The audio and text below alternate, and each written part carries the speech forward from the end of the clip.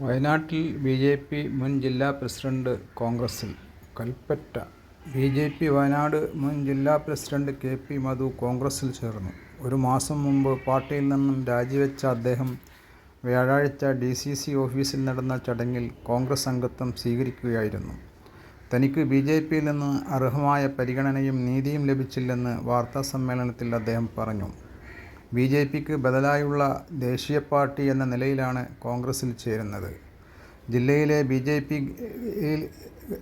Group ശക്തമാണ്. നിലവിലെ ജില്ലാ പ്രസിഡന്റിൻ്റെ നിലപാട് തൻ്റെ മാറ്റത്തിന് കാരണമായിട്ടുണ്ട്. കോൺഗ്രസിനെക്കുറിച്ച് പൂർണ്ണമായും പഠിച്ച ശേഷം മാത്രമേ അഭിപ്രായം പറയുകയുള്ളൂ എന്ന് മധു പറഞ്ഞു. KPCC. Working president T. Siddique MLA, DCC. President ND. Appachan, ജില്ലയുടെ ചുമതലയുള്ള Sunny Joseph MLA, IC. Balakrishnan MLA എന്നിവരും വാർത്താസമ്മേളനത്തിൽ പങ്കെടുത്തു. 9 മാസം മുമ്പാണ് ബി.ജെ.പി. ജില്ലാ പ്രസിഡന്റ് സ്ഥാനത്ത് നിന്ന് കെ.പി. മധുവിനെ മാറ്റിയത്. ലോക്സഭാ തെരഞ്ഞെടുപ്പ് സമയത്ത് നടത്തിയ വാർത്താസമ്മേളനത്തിനിടെ ക്രൈസ്തവ വിഭാഗത്തിനെതിരെ നടത്തിയ പരാമർശമാണ് സ്ഥാനം തെറിപ്പിച്ചത്. തുടർന്ന് ജനറൽ സെക്രട്ടറിയായിരുന്ന പ്രശാന്ത് മലവയൽ ജില്ലാ പ്രസിഡന്റായതോടെ മധു പൂർണ്ണമായും തഴയപ്പെടുകയായിരുന്നു. ഒരു മാസം മുമ്പ് ബി.ജെ.പിയിൽ നിന്നും രാജിവെച്ച അദ്ദേഹം വിവിധ പാർട്ടികളുമായി ചർച്ച നടത്തിയിരുന്നു. കാലുമാറ്റം ഇന്നലെയും തുടങ്ങിയതല്ല.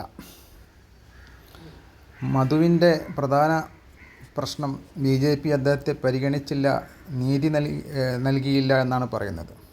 പക്ഷേ മധുവിൻ്റെ സ്ഥാനം തെറിക്കാൻ കാരണമായി പറയുന്നത് ക്രൈസ്തവ വിഭാഗത്തിനെതിരെ നടത്തിയ പരാമർശമാണ്.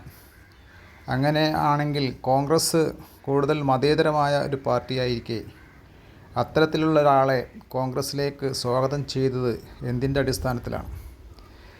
പകൽ കോൺഗ്രസും രാത്രി ബി.ജെ.പിയുമായി എത്രയോ ആളുകൾ നമുക്ക് കാണാം. അത്തരക്കാരാണ് കോൺഗ്രസിൽ നിന്നും രാജിവെച്ച് പലപ്പോഴും ബി.ജെ.പിയിലേക്ക് പോയിട്ടുള്ളത്. അങ്ങനെയിരിക്കെ ഈ മധുവിനെ കോൺഗ്രസിലേക്ക് സ്വാഗതം ചെയ്തത് യാതൊരു തത്വദിശയുമില്ലാത്ത പരിപാടിയായിപ്പോയി.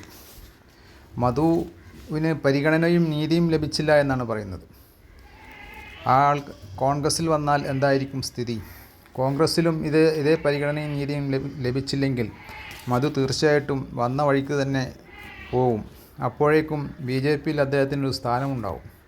ചുരുക്കത്തിൽ ഇത്തരം കളം മാറുന്ന നേതാക്കളെ, അവസരവാദികളെ ഒരു പാർട്ടിയും എടുക്കാൻ പാടില്ല. ബി.ജെ.പിയിൽ നിന്നും പോകുന്ന അത് എത്ര മാത്രം മോശമായ ഒരു വ്യക്തിത്വമായിരിക്കും. അത്തരക്കാരെ കോൺഗ്രസ് സംസ്കാരത്തിലേക്ക് സ്വാഗതം ചെയ്തത് ശരിയായില്ല എന്നാണ് നമുക്ക് പറയാനുള്ളത്.